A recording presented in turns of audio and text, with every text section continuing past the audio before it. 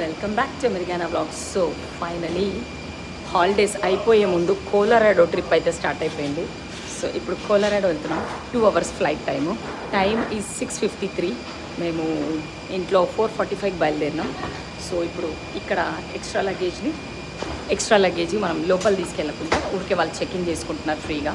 So ఈ back pack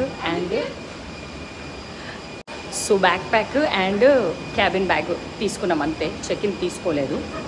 so దీనికి ఈ టికెట్ మాకు వచ్చేసి $250 పడ్డది మనిషికి. And it's 5 day trip. So today is Tuesday. So చూద్దాం. ఇంకా ఇది డల్లాస్ ఎయిర్పోర్ట్ అయిపోయింది. లాంజ్లో బ్రేక్ఫాస్ట్ అంతా చేసేసి డైరెక్ట్ ఇంకా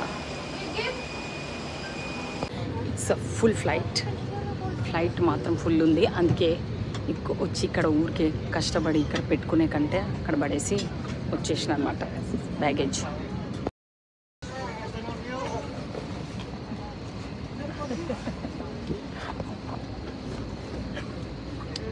వెనకాల ఒకరు, తర్వాత అక్కడిద్దరు అట్లా వచ్చినాయి సీట్స్. డిఫరెంట్ ప్లేసెస్లో వచ్చినాయి. ఆ బ్యాక్ సీట్లో వాడొకడు అవ్వండి అట్లా సీట్స్. ఓకే.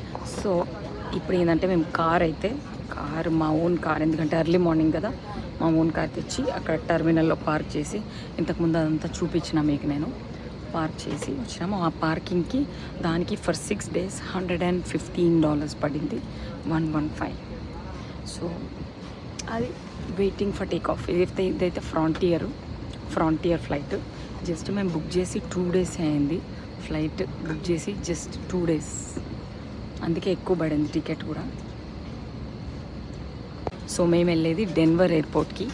అండ్ డెన్వర్లో కూడా వెదర్ చూసుకుంటే యాక్చువల్లీ చాలా హాట్ ఉంది. సేమ్ మాకు మెక్కినీలో ఉన్నట్టే ఉంది, డల్లాస్ టెక్సస్లో ఉన్నట్టే ఉంది.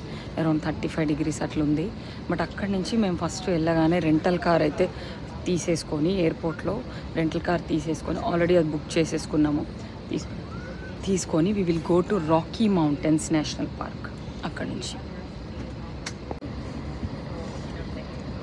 సో అది మీకైతే డీటెయిల్స్ అన్నీ ఇచ్చిన అనుకుంటున్నా. Okay. So see you in Rocky Mountain National park.